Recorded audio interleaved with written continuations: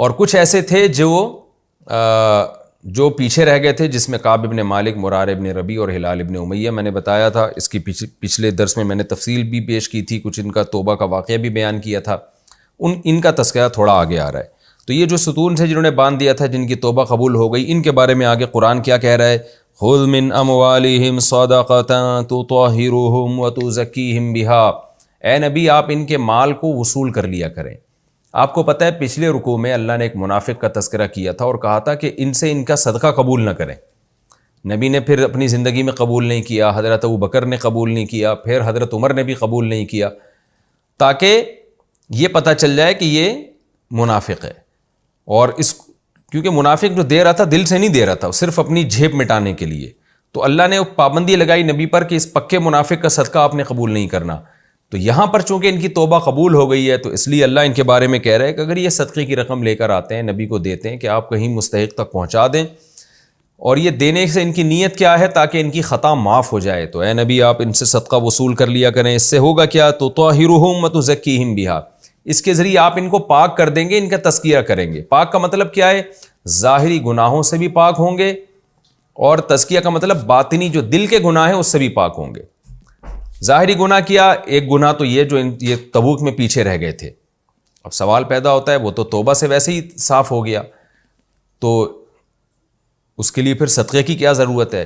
تو توبہ سے گناہ تو معاف ہو جاتا ہے، لیکن گناہ کے جو سائیڈ ایفیکٹ ہیں، ایک روحانی ایک تعلق میں جو کمی آتی ہے، تو صدقہ کرنے سے کیا ہوتا ہے کہ وہ جو سائیڈ ایفیکٹ تھے نا گناہ کے، اور اس کے جو ضمنی اثرات تھے، وہ بھی ختم ہو جاتے ہیں۔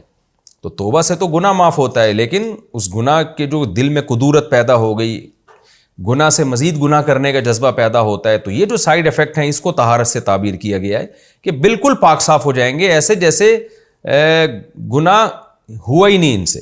اور تزکیہم کا مطلب ان کا تزکیہ بھی ہوگا۔ جب انسان مال خرچ کرتا ہے اس کے دل سے دنیا کی محبت نکلتی ہے، تو اس لیے اللہ نے فرمایا کہ آپ ان سے مال بھی وصول کریں صدقے کے لیے جو یہ دے رہے ہیں، تاکہ آپ غریبوں تک پہنچائیں، تو اس سے ان کا تزکیہ ہوگا، اس سے ان کے دل سے دنیا کی محبت اور زیادہ نکلے گی۔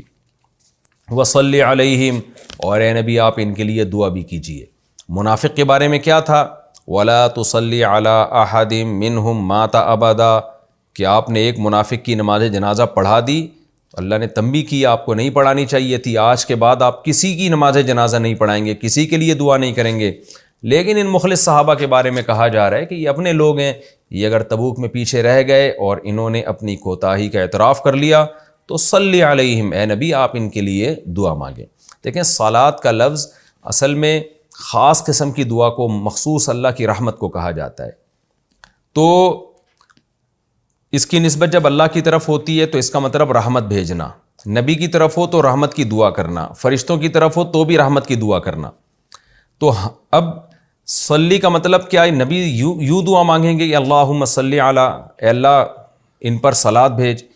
تو علماء کہتے ہیں کہ صلات کے لفظ کے ساتھ صرف نبی کے لیے دعا جائز ہے، نبی کے علاوہ کے لیے رحمت کے لفظ کے ساتھ دعا مانگی جائے گی، صلات کے لفظ کے ساتھ نہیں۔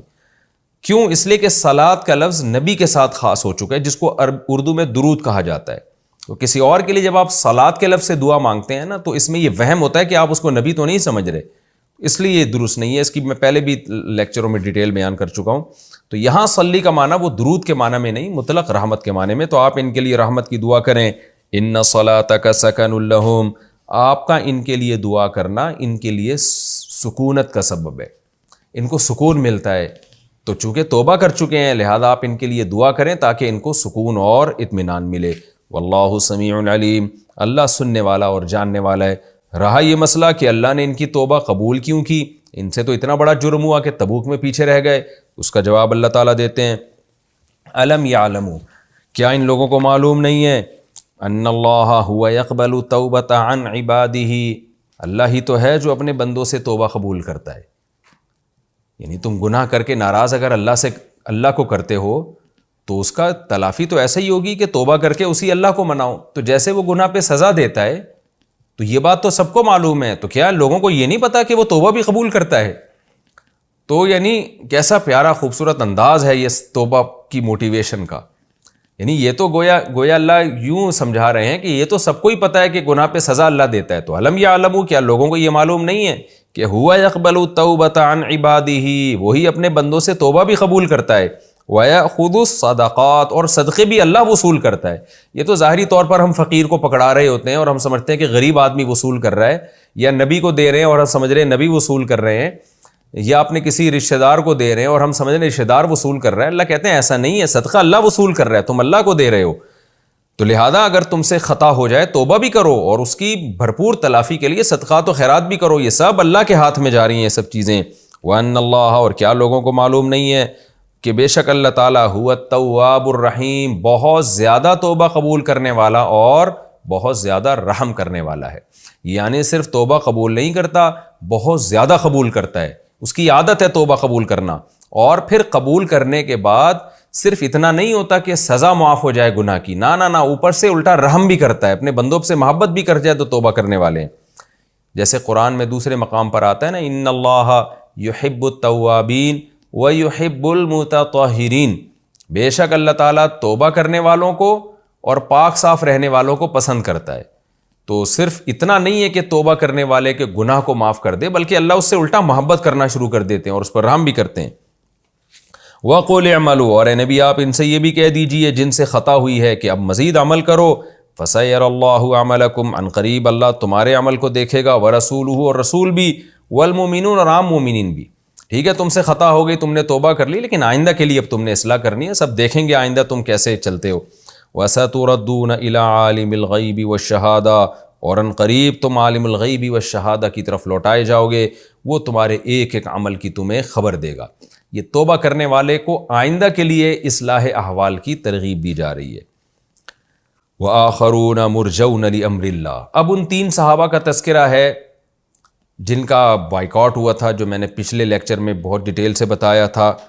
ان کی توبہ کا اعلان نہیں ہوا، بلکہ ان کے بارے میں بتایا جا رہا ہے کہ ان کا معاملہ ڈیلے کیا جا رہا ہے۔ وَآخَرُونَ مُرْجَوْنَ لِأَمْرِ اللَّهِ، کچھ دوسرے ایسے ہیں جو اللہ کے حکم کے لیے، اللہ کے حکم کے وقت تک کے لیے مرجونا، ان کے حکم کو ملتوی کیا جا رہا ہے، ڈیلے کیا جا رہا ہے۔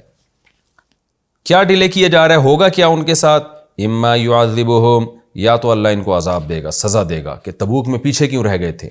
ٹھیک ہے اہل ایمان میں سے ہیں، نیک لوگوں میں سے ہیں، تو نیک آدمی کو جہاں نیکی کی کا اچھا بدلہ ملتا ہے تو گناہ کی سزا بھی ملتی ہے، تو ابھی اللہ پر ہے کہ اللہ ان کو سزا دے گا۔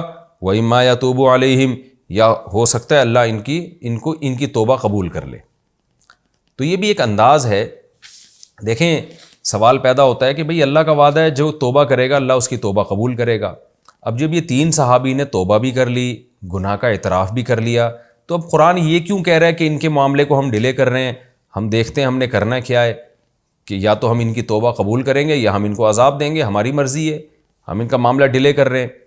تو بظاہر یہ آیت ان آیتوں سے خلاف جا رہی ہے جن میں آتا ہے کہ جو توبہ کرتا ہے تو ایسے جیسے گناہ ہوا ہی نہیں، تو فوراً توبہ قبول ہونی چاہیے۔ اس کا جواب علماء نے دیا ہے کہ اصل میں تو اصول اللہ کا یہی ہے کہ فوراً اللہ نے ان کی توبہ قبول کر لی تھی، جو اللہ کا وعدہ ہے، جو متواتر آیات اور احادیث اس بارے میں بہت زیادہ ہیں، لیکن اللہ اپنے ان محبوب بندوں کی فضیلت دنیا کے سامنے ظاہر کرنے کے لیے کہ دیکھو میں ان کے معاملے کو لٹکا رہا ہوں، ذرا ان کو میں تڑپنا دیکھنا چاہتا ہوں، اور میں بتانا چاہتا ہوں دنیا کو کہ اللہ کے نیک اور مخلص لوگ کیسے ہوتے ہیں۔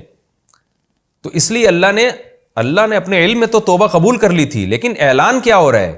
اعلان توبہ کی قبولیت کا بعد میں نازل ہو رہا ہے کہ نہیں، ابھی ہم تھوڑا سا ان کو آزمائش میں ڈالیں گے تاکہ دنیا کو پتہ چلے کہ جو نیک لوگ ہوتے ہیں وہ کیسے ہوتے ہیں، اور آئندہ کے لیے تنبیہ بھی ہو، ان کی تربیت بھی ہو جائے۔ بعض دفعہ یہ ہوتا ہے کہ آپ سزا دیے بغیر فوراً توبہ قبول کر لیتے ہیں تو اس بات کا خطرہ ہوتا ہے کہ آپ دوبارہ گناہ کریں گے۔ تو بڑے لوگ کیا کرتے ہیں، ان کی نیت تو یہی ہوتی ہے کہ ہم نے اس کو معاف کرنا ہے، لیکن تھوڑی سی سزا دیتے ہیں تاکہ دوبارہ گناہ کی نوبت نہ آئے۔ تو اللہ نے ان تینوں صحابہ کو تھوڑی سی سزا بھی دی کہ 40 دن بائیکاٹ کروایا، ان کا 50 دن بائیکاٹ کروایا، اور تھوڑا سا ان کی فضیلت دنیا کے سامنے ظاہر بھی کی کہ دیکھو ہم نے 50 دن تک ان کے معاملے کو لٹکا کے رکھا، مگر بادشاہ خط بھی لکھ رہا ہے غیر مسلم بادشاہ کہ ہمارے پاس آ جاؤ، عزت بھی ملے گی، اس کے باوجود یہ اس کا خط پھاڑ کے پھینک رہے ہیں اور کہہ رہے ہیں کوئی بات نہیں ہم مر جائیں گے۔ اور ٹھیک ہے ہمارے نبی نے، ہمارے ساتھیوں نے ہمارے ساتھ بائیکاٹ کیا، زمین اجنبی بن گئی، ہمارے لیے قید خانہ بن گئی، لیکن ہم اللہ کو ناراض نہیں کر سکتے۔ تو یہ فضیلت بھی ان صحابہ کی اللہ نے دنیا کے سامنے ظاہر کرنی تھی، اس حکمت سے اللہ نے ان کے معاملے کو ڈیلے کیا ہے۔ تو اللہ تعالیٰ فرماتے ہیں وَآخَرُونَ مُرْجَوْنَ لِأَمْرِ اللَّهِ، اور کچھ ایسے ہیں جن کے معاملے کو اللہ کے حکم تک کے لیے ڈیلے کیا جا رہا ہے، اما يعذبهم، یا تو اللہ ان کو عذاب دے گا، وَإِمَّا يَتُوبُ عَلَيْهِمْ، یا اللہ ان کی توبہ قبول کر لے گا۔ اب دیکھیں اللہ اگر صاف کہہ دیتا اللہ ان کی توبہ ہی قبول کرے گا تو پھر یہ آزمائش تھوڑی ہوتی۔ تو اس لیے اللہ نے ان صحابہ کو گویا ڈرا دیا کہ ہماری مرضی ہم تمہیں عذاب دیں یا ہم توبہ قبول کریں، تاکہ وہ بھی ایک آزمائش میں رہیں۔ واللہ علیم حکیم، اللہ خوب جاننے والا اور حکمت والا ہے۔ کیا مطلب؟ اللہ کو پتہ ہے کس کو سزا دینی، کس کو عذاب دینا، وہ سب جانتا ہے، اور حکمت والا بھی ہے، جو بھی فیصلہ کرے گا وہ حکمت پر مبنی ہوگا۔ تو یہ والا فیصلہ بھی اس کا حکمت پر مبنی ہے کہ ان کی توبہ کی قبولیت کو ڈیلے کیا جا رہا ہے۔ تو ان کی توبہ قبول ہوئی نہیں ہوئی، پھر یہ بعد والے رکوع میں آ رہا ہے، یہاں دوسرے منافقین کا تذکرہ دوبارہ سے شروع ہو گیا۔ تو وہ پھر 40 دن ان کا بائیکاٹ چلتا رہا، وہ سب اس کے درمیان یہ آیتیں نازل ہوتی رہیں، پھر بالآخر 40-50 دن کے بعد وہ آیتیں نازل ہوئیں سورہ توبہ کی، جن میں اللہ نے بتایا کہ ہم نے ان کی توبہ قبول کر لی ہے۔ تو اس دوران یہ بیچ میں دوسری آیتیں نازل ہوئیں۔ وہ آیتیں کیا تھیں؟ اس کا ایک شان نزول ہے کہ ابو عامر راہب جو تھا، ایک عیسائی پادری تھا، اسلام کا بہت بڑا دشمن تھا، تو اس کے منافقین سے بڑے گہرے تعلقات تھے، اور اس نے اسلام کو نقصان پہنچانے کی بہت دفعہ کوشش کی۔ اس نے روم کا جو بادشاہ ہے نا، ہرقل، عیسائی بادشاہ، اس سے بھی اس کے تعلقات تھے، اور یہ پلان بنا رہا تھا کہ ہرقل بادشاہ کو کسی طرح متوجہ کرے اور زمین بنائے مدینہ میں، کچھ لوگوں کو اپنے ساتھ ملائے، اور جب کچھ تعداد میں مدینہ کے لوگ اس کے ساتھ بن جائیں ابو عامر راہب کے ساتھ، تو ہرقل کو حکم دے کہ اپنی فوج مدینہ پہ لے کے چڑھائی کر دو۔ تو یہ اس کا پورا پلان تھا۔ منافقین پس پردہ اس کے ساتھ ملے ہوئے تھے۔ تو منافقین کو اب ظاہر ہے جب بھی آپ کوئی پلان کرتے ہیں تو آپ کو کوئی جگہ چاہیے ہوتی ہے جہاں لوگ جمع ہوں۔ اب منافقین مخلص صحابہ جو نئے نئے مسلمان ہوئے تھے ان کو ورغلانا چاہتے تھے۔ ان کو ورغلانے کے لیے اگر کوئی ایسے آفس کھول لیتے تو ظاہر ہے مخلص صحابہ نہیں آتے اس دفتر میں، وہ کہتے ہیں تم ہم کیوں آئے یہاں پہ، کیا ہو رہا ہے یہاں پہ۔ تو ایسے موقع پہ مسجد کا سہارا لینا ایک بہترین ذریعہ تھا منافقین کے پاس، کہ ہم ایک مسجد بناتے ہیں، اس میں کیا ہوگا، نماز کے لیے تو لوگ آئیں گے، تو ہم جیسے وہ جب لوگ نماز کے لیے آیا کریں گے تو ہم ان کو آہستہ آہستہ نا ان کو ورغلاتے رہیں گے اسلام کے خلاف۔ جیسے فسادی لوگ ہوتے ہیں نا، غیبتیں کرتے رہتے ہیں، بہتان، یار یہ دیکھو نبی نے جو یہ فیصلہ کیا یہ تو سمجھ میں نہیں آتا، یہ تو ٹھیک نہیں ہے، یہ تو یہ ہو گیا۔ اس طرح کی ہم منفی پروپیگنڈا کرتے کرتے بہت سے مخلص لوگوں کو اپنا ہم نوا بنا لیں گے۔ تو یہ ان کی نیت تھی۔ اس نیت سے انہوں نے ایک مکان تعمیر کرنے کا ارادہ کیا جس کو انہوں نے نام مسجد کا دیا۔ یہ خوب سمجھ لیں، بعض حضرات نے یہاں لکھا ہے کہ منافقین نے مسجد بنائی تو، اور نبی نے پھر بعد میں اس کو گرانے کا حکم دیا، جیسے کہ قرآن میں اللہ نے نبی کو حکم دیا۔ تو مسجد کو یاد رکھیں گرایا نہیں جاتا، اس لیے صحیح تفسیر اس کی یہ ہے کہ ان کی نیت مسجد کی نہیں تھی، ان کی نیت ایک مکان کی تھی، لیکن اس کو شکل مسجد کی دی گئی، نام مسجد کا دیا گیا، تاکہ لوگ اس میں اس بہانے آئیں، نماز پڑھیں، گیدرنگ ہو، اور پھر ہم لوگوں کو ورغلا سکیں۔ تو وہ شرعی مسجد نہیں تھی۔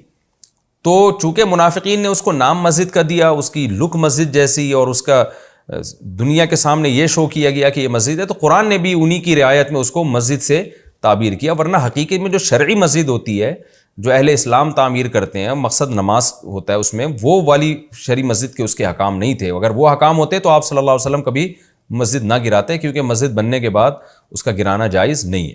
تو منافقین نے جب وہ، ان کی نیت کیا تھی کہ عامر راہب کے ساتھ مل کر ایک گیدرنگ ہو جائے گی اور ہم یہاں بیٹھ کے اسلام کے خلاف سازشیں کریں گے اور مسلمانوں کے دل میں وسوسے ڈالیں گے، تو پھر جو ہے وہ ہرقل روم اس طرح سے اس کو ہم متوجہ کریں گے ابو عامر راہب کے ذریعے، اور بالآخر مدینہ کو تہس نہس کر دیں گے۔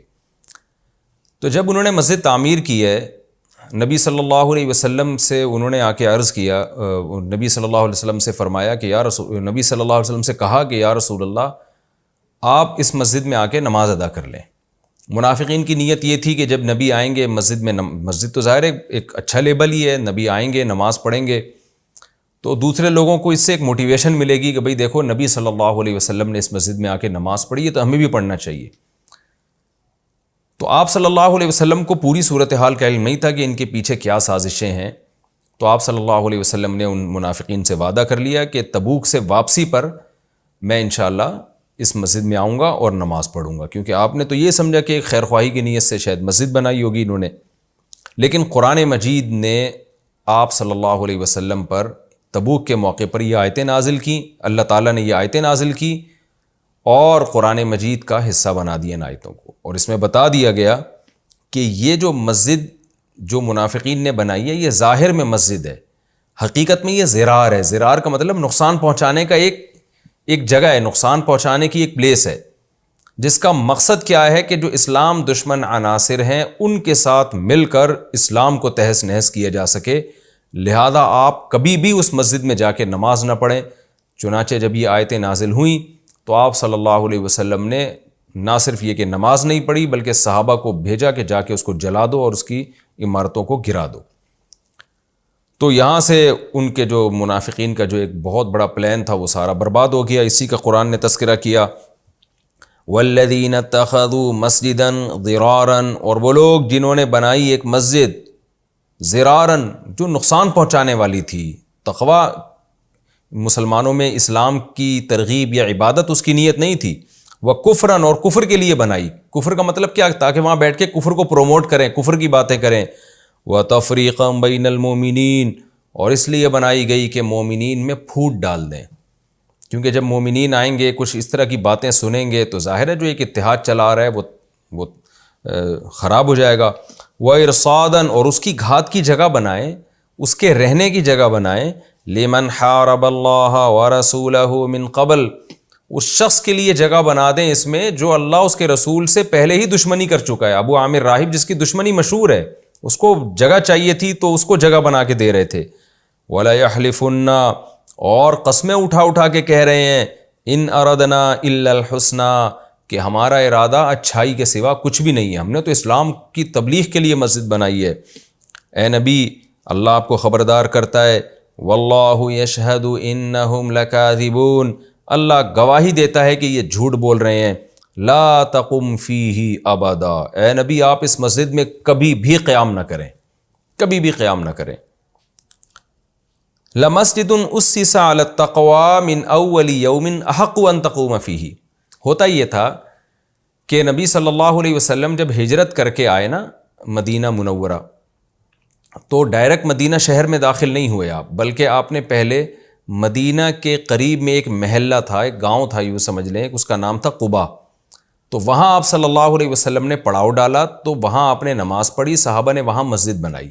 وہ اسلام کی سب سے پہلی مسجد تھی جو آج مسجد قبا کے نام سے ہے۔ تو آپ صلی اللہ علیہ وسلم نے کچھ دن وہاں قیام کیا، نمازیں پڑھیں، اس کے بعد آپ صلی اللہ علیہ وسلم مدینہ منورہ تشریف لے گئے اور آپ نے وہاں شہر میں مسجد نبوی کی بنیاد رکھی۔ لیکن آپ صلی اللہ علیہ وسلم کو اس مسجد سے محبت تھی، اہل قبا سے محبت تھی، وہاں کے لوگوں نے آپ کو بڑا اکرام کیا تھا، تو آپ ہر ہفتے کو مدینہ منورہ سے پیدل چل کے آپ صلی اللہ علیہ وسلم، پیدل یا سواری پہ آپ صلی اللہ علیہ وسلم قبا تشریف لاتے اور وہاں نماز پڑھتے۔ تو یہ تاکہ اس کی فضیلت کو بیان کیا جا سکے اور وہاں کے لوگوں کو ایک حوصلہ ملے، اور آپ نے مسجد قبا میں نماز پڑھنے کی فضیلت بھی بیان کی کہ عمرے کا ثواب ملتا ہے۔ یہی وجہ ہے کہ آج جتنے بھی حاجی حج کرنے جاتے ہیں اور جو مدینہ منورہ جاتے ہیں تو وہ قبا میں جا کے بھی ہر حاجی کی کوشش ہوتی ہے میں 2 رکعت پڑھوں تاکہ مجھے بھی وہ حج عمرے کی فضیلت حاصل ہو جائے اور آپ صلی اللہ علیہ وسلم کی ایک سنت بھی زندہ ہو جائے۔ تو یہی طرز عمل منافقین نے کیا کہ بھئی آپ قبا تو آتے ہی ہیں تو آپ ادھر بھی آئیں، تو آپ نے چونکہ پہلے وعدہ کر لیا تھا، لیکن اللہ نے جب حکم نازل کیا اور بتا دیا کہ یہ مسجد نہیں ہے تو آپ صلی اللہ علیہ وسلم نے وہاں جانے کا ارادہ ترک کر دیا۔ تو اللہ نے ایسے موقع پہ قبا مسجد کی فضیلت بیان کی کہ جو قبا مسجد ہے نا اس کے لوگ پاکیزہ لوگ ہیں، مخلص لوگ ہیں، تو وہ مسجد زیادہ حقدار ہے کہ آپ وہاں جا کے نماز پڑھایا کریں، کیونکہ اس مسجد کی بیس تقوی اور اللہ کی رضا پر تھی۔ جو وہاں صحابہ نے مسجد بنائی وہ تقوی اور اللہ کی رضا کی بیس پہ بنائی ہے مسجد، وہ لوگ بھی اس کے حقدار ہیں کہ آپ ان کے پاس جائیں، اور وہ مسجد بھی اس کی حقدار ہے کہ آپ اس میں جا کے نماز پڑھیں۔ یہ جو مسجد ہے اس کے بنانے والوں کی بنیاد تقوی اور اللہ کی خوف اور اللہ کی رضا نہیں تھی، بلکہ ان کی بنیاد ہی اس تخریب کاری اور خدا کے غضب کو دعوت دینا تھی، لہذا اس مسجد میں آپ کبھی بھی قیام نہ کریں۔ تو اس لیے یہ آیتیں نازل ہوئیں، فرمایا لَمَسْجِدٌ أُسِّسَ عَلَى التَّقْوَى وہ مسجد جس کی بنیاد تقوی پر ہے، من اول یوم، پہلے ہی دن سے تقوی کی بیس پہ بنیاد رکھی گئی، احق ان تقوم فیہ، وہ اس بات کی زیادہ حقدار ہے کہ آپ اس میں قیام کریں، یعنی نماز پڑھیں، فیہ رجال، اس مسجد میں ایسے لوگ ہیں، یحبون ان یتطہروا، جو اس بات کو پسند کرتے ہیں کہ خوب پاکیزہ رہا کریں وہ، واللہ یحب المطہرین، اللہ خوب پاکیزہ رہنے والوں کو پسند کرتے ہیں۔ حدیث میں آتا ہے جب یہ آیتیں نازل ہوئیں تو آپ صلی اللہ علیہ وسلم قبا گئے۔ اچھا، آج قبا جو ہے وہ تو مدینہ شہر میں داخل ہو چکی ہے وہ مسجد، کیونکہ شہر اتنا بڑا ہو گیا ہے کہ وہ اب گاؤں نہیں رہا، بلکہ وہ قبا بھی مسجد مدینہ کے شہر میں ہی ہے وہ۔ تو حدیث میں آتا ہے جب یہ آیتیں نازل ہوئیں تو آپ صلی اللہ علیہ وسلم اہل قبا کے پاس گئے، ان سے پوچھا کہ بھئی تمہارے اندر کون سی ایسی خوبی ہے کہ اللہ تمہاری تعریف کر رہا ہے، اللہ تمہاری تعریف کر رہا ہے کہ اس مسجد میں ایسے لوگ ہیں، ظاہر ہے وہی لوگ تھے نا جو محلے والے تھے، تو اللہ قبا کے لوگوں کی تعریف کر رہا ہے اور کہہ رہا ہے کہ یہ وہ لوگ ہیں جو خوب پاکیزگی حاصل کرتے ہیں، خوب پاک صاف رہتے ہیں، تو کیا تمہارے اندر ایسا عمل ہے جس پہ اللہ نے کہا ہے کہ تم بہت زیادہ پاک رہتے ہو، جو دوسرے اتنے پاک نہیں رہتے جتنے تم رہتے ہو، تو کون سی طہارت الگ سے وہ طہارت ہے جو تم حاصل کرتے ہو؟ تو انہوں نے عرض کیا کہ یا رسول اللہ، ہم استنجا کرنے کے بعد اسے پانی سے دھوتے ہیں۔ عرب میں پانی بہت کم ہوتا تھا اور پانی کا حصول عربوں کے لیے بہت مشکل تھا، آج بھی وہاں تیل سستا ہے، پانی مہنگا ہے، تو ان کے لیے پانی کا حصول بہت مشکل تھا۔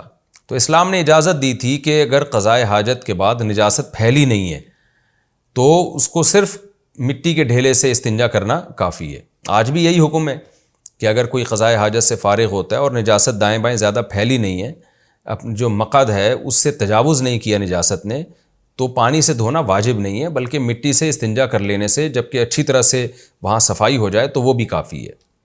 تو عرب کے لیے بڑا مشکل تھا پانی سے استنجا کرنا اس وقت، تو اس لیے ان کو اجازت دی گئی۔ اچھا، یہ خوب سمجھ لیں، اگر نجاست پھیل جائے، جیسے کہ حضرت علی رضی اللہ تعالیٰ عنہ سے ایک روایت ہے کہ صحابہ کے دور میں غذائیں جو تھیں وہ خشک تھیں، تو قضائے حاجت بھی اسی طرح ہوا کرتی تھی جس میں پھیلتی نہیں تھی۔ اور آج کل کے تو حضرت علی رضی اللہ تعالیٰ عنہ سے منقول ہے، بعد کے لوگوں کو انہوں نے کہا کہ تمہاری جس قسم کی غذائیں ہیں اس غذاؤں میں گندگی زیادہ ہوتی ہے، تو آج کل جو غذائیں کھائی جا رہی ہیں اس میں تو مٹی سے استنجا شاید کافی نہ ہو، اس میں تو پانی سے ہی ضروری ہو۔ پہلے زمانے میں خشک غذائیں ہوا کرتی تھیں تو نجاست میں اتنی گندگی نہیں ہوتی تھی۔ خیر، یہ ایک الگ مسئلہ ہے۔ تو نبی صلی اللہ علیہ وسلم نے ان سے پوچھا تو انہوں نے عرض کیا کہ یا رسول اللہ، ہم پانی سے استنجا کا اہتمام کرتے ہیں، یعنی پانی اگرچہ مشکل تھا لیکن پانی سے ہی استنجا کیا کرتے تھے تاکہ صفائی زیادہ ہو۔ تو اللہ تعالیٰ نے جہاں مسجد قباء کی تعریف کی تو اللہ نے ساتھ ساتھ ان کی بھی تعریف کر دی، اور اس میں اللہ نے بتا دیا کہ پانی سے استنجا کا عمل اللہ کو زیادہ محبوب ہے، کہ اس میں صفائی زیادہ ہوتی ہے۔ یہی وجہ ہے کہ پھر مسلمانوں میں جب یہ آیتیں نازل ہوئیں تو پانی سے استنجا کا رواج ہو گیا، اور آج تک وہ رواج الحمدللہ باقی ہے۔ اور جہاں تک میرا سروے ہے دنیا میں، جہاں بھی میں گیا ہوں یا سنا بھی ہے میں نے، تو پانی سے استنجا کا رواج آپ کو اہل اسلام کے علاوہ شاید دنیا کی کسی قوم میں بھی نظر نہیں آئے گا۔ تو یہ واحد مسلمان قومی ہے، اور اس کی بیس یہ آیت ہے کہ اللہ نے پانی سے استنجا کرنے والوں کی تعریف کی، ان کو موٹیویٹ کیا، تو اس کی بیس پر مسلمانوں میں پانی سے استنجا کا رواج آیا۔ خیر، افمن اسس بنیانہ علی تقوی من اللہ، اب اللہ مسجد قباء کی تعریف کر رہے ہیں کہ بتاؤ وہ شخص، یعنی وہ شخص سے مراد وہ تمام لوگ جن میں وہ صحابہ ہیں جنہوں نے مسجد قباء کی تعمیر کی تھی، فرمایا وہ شخص جس نے بنیانہ، مسجد کی بنیاد رکھی ہو، اسسا، اس کی بنیاد رکھی ہو، علی تقوی من اللہ، اللہ کے خوف کی بیس پہ مسجد بنا رہے اللہ کے ڈر کی وجہ سے کہ تاکہ میرے گناہ معاف ہو جائیں، ورضوان، اور اللہ کی رضا کی بیس پہ، تو وہ شخص زیادہ بہتر ہے، یعنی وہ لوگ زیادہ بہتر ہیں، امن اسس بنیانہ، یا وہ منافق زیادہ بہتر ہے جس نے مسجد کی بنیاد رکھی ہو علی شفا جرفین، ایک نہر کے کنارے پر، یعنی نہر کے کنارے کا کنارہ، اس پر ایک بنیاد رکھی ہو عمارت کی، اور وہ کنارہ بھی ابھی گرنے والا ہے، یعنی کمزور چیز پہ بنیاد رکھی ہے عمارت کی۔ وہ کمزور چیز کیا ہے؟ کفر اور باطل عقیدے، دنیا کی محبت، تخریب کاری اور فساد اور دنیا کے مفادات، اس بیس پہ جب آپ کوئی کام کرتے ہیں تو اللہ اس بیس کو بہت کمزور قرار دے رہے ہیں، اس پہ آپ کا کام زیادہ عرصہ ٹھہرتا نہیں ہے، دھڑام سے گر جاتا ہے۔ تو اس کو ایک بڑی اچھی مثال سے سمجھایا جا رہا ہے کہ ایک آدمی نے عمارت بنائی اور اس کی بنیاد ایک کمزور کنارے پر رکھی ہے جس میں سیلابی ریلے سے ہر وقت خطرہ ہے کہ کنارہ گرے گا اور یہ پوری عمارت بھی گر جائے گی. تو وہ جو کفر اور باطل عقیدے ہیں یا دنیا کی محبت ہے یا تخریب کاری کا جو شوق ہے، اس کی بنیاد پر عمارت بنائی گئی ہے، یعنی یہ اس کے پیچھے بیس ہی ہے. تو ظاہر ہے یہ بیس ہی کمزور ہے تو عمارت بھی اسی طرح کمزور ہوگی. اللہ فرماتے ہیں فنہار بہ، پھر وہ عمارت اس شخص کو لے کے گر بھی پڑے فی ناری جہنم، جہنم کی آگ میں. یعنی گر تو رہی ہے پانی میں، لیکن اللہ نے اس پانی کو جہنم کی آگ سے تعبیر کیا، کیونکہ جو منافق نے جو عمارت بنائی تھی اس کی بیس غلط تھی. تو اللہ کہتے ہیں وہ بیس اس بنانے والے کو لے کے، چونکہ وہ اس عمارت میں رہے گا نا، وہ منافق جس نے وہ عمارت بنائی ہے، تو جس نے گھر بنا لیا ہو کمزور جگہ پر تو ظاہر ہے گھر اس شخص کو لے کے دریا میں گرے گا، خود بھی گھر تباہ ہوگا، اس بندے کو بھی مروا دے گا. تو یہی مثال اللہ نے بیان کی ہے کہ یہ جو انہوں نے عمارت بنائی ایسی کمزور باتوں پہ اس کی بیس رکھی ہے کہ یہ عمارت بھی گرے گی اور اس عمارت میں جو لوگ رہیں گے وہ بھی زمین پہ دھڑام سے گریں گے، پانی میں گریں گے. اور اللہ بتاتے ہیں کہ دیکھنے میں تو پانی ہے لیکن حقیقت میں یہ جہنم کی آگ میں گر رہے ہیں، کیونکہ اس کی سزا ان کو قیامت کے دن ملے گی. تو دونوں عمارتوں میں کتنا فرق ہے. یعنی قرآن یہاں اصل میں یہ سمجھا رہا ہے کہ عمارتوں کی شکل ایک جیسی ہے لیکن نیت سے ان دونوں کی جو تعمیر ہے اس میں بڑا فرق ہے، ان کی پائیداری میں بڑا فرق ہے. تو جو کام بھی آپ کر رہے ہیں اس کے پیچھے تقویٰ ہے، انسانیت کی خدمت کا جذبہ، اللہ کی رضا کا جذبہ. کام تھوڑا ہوگا لیکن بہت مضبوط ہوگا. میں جب یہ آیتیں پڑھتا ہوں مجھے آج تبلیغی جماعت کا تصور دماغ میں آتا ہے کہ مولانا الیاس رحمۃ اللہ علیہ نے اللہ کے خوف اور امت کی خیر خواہی کے جذبے سے ایک چھوٹے سے کام کی بنیاد رکھی، لیکن چونکہ بنیاد بڑی مضبوط تھی، اس میں کوئی لالچ نہیں تھی، تو آج وہ کام پوری دنیا میں کیسا پھیل گیا کہ روکنے سے رک نہیں رہا. وہ سعودی عرب میں پابندی لگی پھر بھی پھیلتا چلا جا رہا ہے، یعنی بریکیں فیل ہو گئی ہیں اس کام کی. اور کتنی بڑی بڑی تحریکیں چلی ہیں جن کے میں بہت محنت تھی، بہت مشقت تھی، لیکن ان کی بنیاد صحیح نہیں تھی. وہ تحریکیں ایسے ہی غائب ہوئی ہیں کہ ان کا نام و نشان مٹ گیا. تو یہی بات کو قرآن اس انداز سے بیان کر رہا ہے. اللہ فرماتے ہیں کہ اعلیٰ شفا جرف نہار فنہار بہ فی نار جہنم، تو وہ پھر جہنم میں گر جائے وہ عمارت اپنے بنانے والے کو لے کر. تو اللہ ان صحابہ کی تعریف کر رہے ہیں جنہوں نے مسجد قباء بنائی کہ اللہ کہتے ہیں ان کی بیس تو تقویٰ تھی، وہ زیادہ بہتر ہے یہ کمبخت منافق جن کی مسجد بنانے کی بیس ہی ٹھیک نہیں ہے. تو کیا مطلب وہ زیادہ بہتر ہیں، تو لہٰذا ان کو موٹیویٹ کریں، ان کے ساتھ آپ جا کے رہا کریں، ان کی مسجد میں جا کے نماز پڑھا کریں. ان منافقین کو آپ پروٹوکول نہ دیں. واللہ لا یہدی القوم الظالمین، اللہ ایسے ظالموں کو سیدھی راہ نہیں دکھاتا جو مذہب کا غلط استعمال کرتے ہیں، یعنی مسجد کا لیبل لگا کے تخریب کاری کرتے ہیں. آگے قرآن کہہ رہے لا یزال بنیانہم الذی بنوا ریبۃ فی قلوبہم، یہ جو انہوں نے عمارت بنائی ہے نا مسجد زرار، تو ان کی جو عمارت ہے جو انہوں نے بنائی ہے یہ مسلسل ان کے دلوں میں کھٹکتی رہے گی. کیا مطلب؟ ان کے دل میں خوف رہے گا کہ ہم نے کام غلط کیا ہے، اور جب نبی اس عمارت کو گرا دیں گے تو بھی ہمیشہ دل میں کھٹکا رہے گا کہ ہم نے پیسہ بھی خرچ کیا، محنت بھی کی اور بدنامی بھی ہوئی. تو اس میں بھی یہ بتایا گیا ہے کہ آپ غلط چیز پہ جس کام کی بنیاد رکھتے ہیں نا، غلط عقیدے پہ، تو وہ کام آپ کے دل میں کھٹکتا ہے. آپ اخلاص کی بیس پر جب کوئی کام کرتے ہیں تو اس سے آپ کو سکون ملتا ہے، اور جب آپ غلط چیز پہ کسی کام کی بنیاد رکھتے ہیں، غلط نیت پہ، تو اس کام میں آپ کو کھٹکا لگا رہتا ہے. مجھے یاد ہے ایک شخص قاتل تھا، اس نے علماء کا قتل کیا. بعد میں ہمیں اس کے بارے میں اطلاعات ملی کہ اس نے بتایا کہ میرا سکون ہمیشہ برباد رہتا ہے. تو کام تو کر لیا پیسوں کی لالچ میں، لوگوں کو قتل بھی کر دیا، لیکن سکون، کیونکہ ایک دل میں کھٹکا لگا رہتا ہے نا کہ یار ہم نے غلط کیا، پکڑے بھی جا سکتے ہیں، آخرت میں بھی سزا مل سکتی ہے. تو جتنے بھی مجرم لوگ ہوتے ہیں جن کی بیس ہی غلط ہوتی ہے تو اللہ ان کے دلوں کا سکون چھین لیتا ہے. یہی اس آیت کا مفہوم ہے کہ جو انہوں نے عمارت بنائی ہے یہ ان کے دل میں کھٹکتی رہے گی، یعنی ان کو سکون پھر بھی حاصل نہیں ہوگا. الا ان تقطع قلوبہم، الا یہ کہ ان کے دل ہی ختم ہو جائیں. یعنی ایک محاورہ ہے کہ دل میں خوف ہوتا ہے نا، تو جب آپ کہتے ہیں کہ یار تیرے دل میں ہمیشہ خوف رہے گا جب تک تیرے سینے میں دل ہے، مطلب یہ کہ ہمیشہ خوف رہے گا، یہ کبھی ختم نہیں ہوگا. تو اس میں کنایتاً یوں کہا جاتا ہے کہ جب تک تیرے سینے میں دل ہے، جب دل ختم ہو جائے گا تو خوف بھی ختم ہو جائے گا. ظاہر ہے دل کبھی ختم نہیں ہوتا. ایک دل جسمانی دل ہے جو زندگی میں ہے، پھر موت کے بعد بھی انسان کو جو برزخی زندگی میں دل ملتا ہے تو منافق کے پھر اس دل میں خوف پیدا ہو جائے گا، پھر آخرت میں جو دل دیا جائے گا اس میں خوف پیدا ہو جائے گا. تو یہ بتانے کے لیے کہ ہمیشہ ان کے دل میں اس برائی، اس جرم پہ جو دل میں کھٹکا ہے وہ ہمیشہ موجود رہے گا۔ واللہ علیم حکیم، اللہ جاننے والا اور حکمت والا ہے۔ یہ ہمارا رکوع الحمدللہ کمپلیٹ ہوا، رکوع نمبر 13 اور 3۔ میں انشاءاللہ اس میں جو علمی نکات ہیں وہ بیان کرتا ہوں، پھر وقت بچتا ہے تو ہم آگے چلتے ہیں۔ یہ رکوع ہمارا یہاں سے رکوع نمبر 13 اور 2 3 نہیں، یہ ہمارا رکوع یہاں سے شروع ہوا تھا، والسابقون الاولون من المہاجرین والانصار والذین اتبعوہم باحسان۔ اللہ نے اس میں صحابہ کی فضیلت بیان کی کہ جو مہاجر صحابہ ہیں وہ بھی، جو انصار صحابہ ہیں وہ بھی، اور پھر قرآن کہہ رہے جو ان کی اتباع کریں گے اخلاص کے ساتھ، ان تینوں کے لیے خوشخبریاں ہیں۔ اس میں ہمیں نقطہ کی بات کیا پتہ چلتی ہے کہ جو آج کل متجدد لوگ پیدا ہو رہے ہیں کہ ہم قرآن و حدیث کو خود سے سمجھیں گے، خود سے عمل کریں گے، ہم کسی کو فالو نہیں کریں گے، یہ لوگ گمراہی کی طرف آپ کو دعوت دے رہے ہیں۔ قرآن تو کیا کہہ رہا ہے کہ جو سب سے پہلے لوگ ایمان لائے اور انصار اور مہاجر، ان کو فالو کرو، ان اشخاص کو فالو کرو۔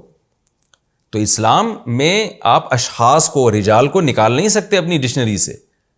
یہ جو لوگ کہتے ہیں نا کہ ہم کسی کو نہیں مانتے، ہم بس خود سے قرآن حدیث سمجھتے ہیں، تو قرآن تو کہہ رہا ہے جو پہلے ایمان لائے مہاجر انصار والذین اتبعوہم، جو ان کو فالو کریں گے اخلاص کے ساتھ، ان سب سے اللہ کی رضا کا وعدہ ہے۔ تو آپ قرآن و سنت کی ایسی تشریح نہیں کر سکتے جو صحابہ اور تابعین سے ہٹ کرو، آپ نے اپنے پہلوؤں کو فالو کرنا ہے۔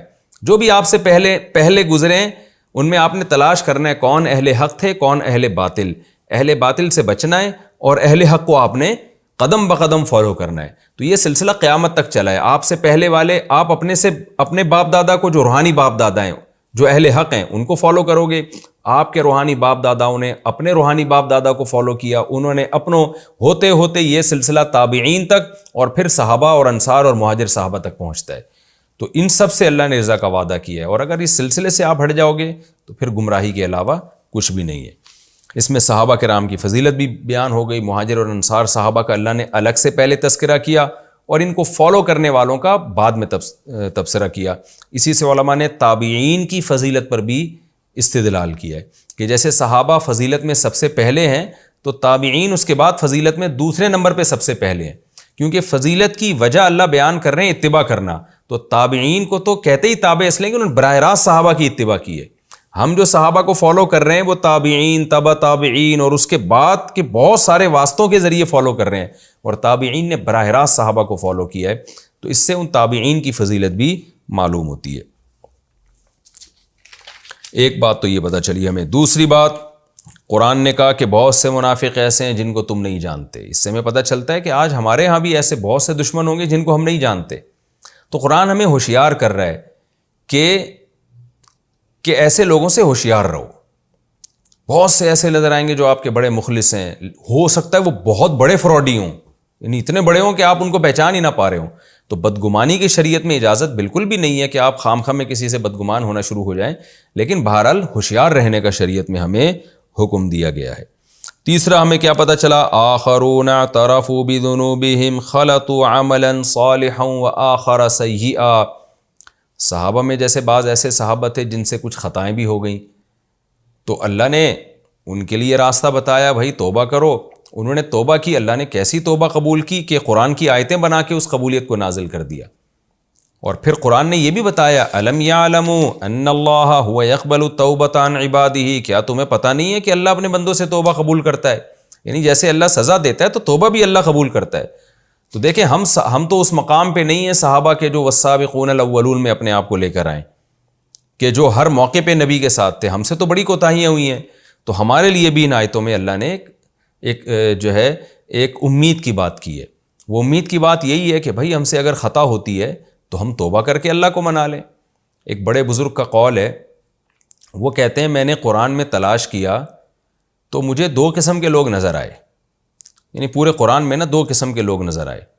یا تو قرآن جب جنتی لوگوں کی بات کرتا ہے تو بہت اچھی علامتیں اہل جنت کی بیان کرتا ہے کہ وہ اس دن رات اللہ کی راہ میں خرچ کرتے ہیں، ان کے پہلو رات کو بستروں سے جدا رہتے ہیں، تہجد میں کھڑے رہتے ہیں، اللہ کے خوف سے اللہ کو پکارتے ہیں، جنت کی امید پہ اللہ کو پکارتے ہیں، اور ایسا کرتے ہیں ایسا کرتے ہیں۔ اتنی اللہ نے ان کی صفات بیان کی ہیں کہ کہتے ہیں وہ ایسی صفات ہیں کہ ہمیں لگا کہ ہم اس میں سے نہیں ہیں۔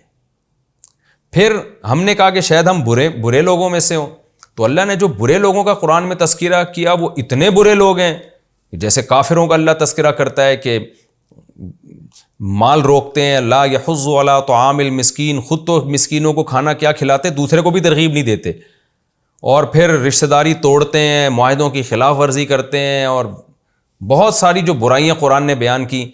تو کہتے ہیں ہم نے دیکھا کہ بھائی ہم اتنے برے بھی نہیں ہیں. تو ہمیں ایسا لگا کہ اللہ نے ہم جیسے لوگوں کا تو قرآن میں تذکرہ نہیں کیا. تو پھر انہوں نے کہا یہ والی آیت ایسی ہے جس سے پتہ چلتا ہے کہ اللہ نے ہم جیسوں کا بھی قرآن میں تذکرہ کیا. وہ کیا ہے؟ آخرون اعترفوا بذنوبہم خلطوا عملا صالحا وآخر سیئا، کہ کچھ ایسے بھی ہیں جو ملے جلے کام کر رہے ہوتے ہیں، اچھے بھی کر رہے ہوتے ہیں، برے بھی کر رہے ہوتے ہیں. تو یہ آیت پہلے تو صحابہ کے بارے میں نازل ہوئی، وہ زیادہ تر تو اچھا ہی کر رہے تھے، وہ ایک ان سے غلطی ہوئی کہ تبوک میں پیچھے رہ گئے وہ. لیکن ہم تو بہت کچھ اٹرم پٹرم کر رہے ہوتے ہیں، تو بہت الٹے سیدھے کام بھی، بہت اچھے اچھے کام بھی کر رہے ہوتے ہیں. تو لیکن ایک ہمیں اس سے ایک اشارہ مل گیا کہ بھائی جیسے وہ تبوک میں پیچھے رہ گئے تھے تو توبہ کر لی، تو اللہ نے ان کو بھی مخلص صحابہ میں شامل کر لیا. تو ہم سے جتنے بھی برے کام ہو جائیں، توبہ کر کے ہم اللہ کو منائیں اور اللہ کو راضی کرنے کی کوشش کریں، تو اللہ ہمیں بھی نیک لوگوں کی فہرست میں شامل کر لے گا. کیونکہ قرآن نے کیا کہا؟ صلی اللہ یتوب علیہم، توبہ کرو گے تو اللہ سے امید ہے اللہ تمہاری توبہ قبول کرے گا. تو امید کا مطلب میں نے بار بار بتایا یہاں یقین ہی کے معنی میں ہوتا ہے، تو اللہ ہمیں بھی ان لوگوں میں شامل کر لے گا. تو اس میں ہمارے لیے بڑی ایک امید کی بات ہے. ایک اور علمی نکتے کی بات کیا پتہ چلتی ہے؟ صدقۃ تطہرہم، پتہ چلا اگر آپ سے کوئی غلطی ہو جائے، آپ توبہ کریں تو توبہ بھی کریں اور کچھ صدقہ بھی دیا کریں. صدقے سے اللہ کا غضب کم ہوتا ہے، صدقے سے اس گناہ کے جو سائیڈ ایفیکٹ ہیں اس کے بھی ختم ہونے کا پورا امکان ہوتا ہے. تو اس لیے اس رکوع میں ہمیں یہ بھی پتہ چلتا ہے.